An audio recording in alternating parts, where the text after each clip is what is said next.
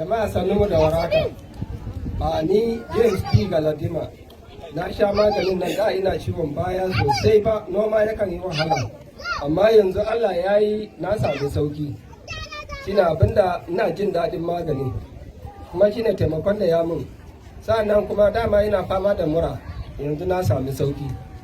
Ina roƙon Allah ya kara mini sauki. In gode mu. Muna sauraro kuwa, jama'a mu tafa ma Ubangiji mana. Ya kula kamar ku ne kuke wannan ayyukan. The testifier's name is James P. Galadima, here from Talase, under Balanga local government of Gombe State. Baba is here to testify particularly of two challenges. Number one, he said he has been suffering from a severe arthritis.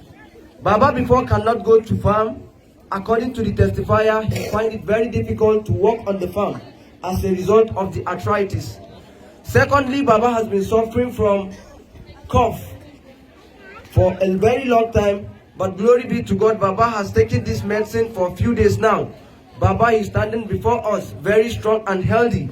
Baba have really seen improvement through this supplement given by Brother Paul Legacy Foundation for free.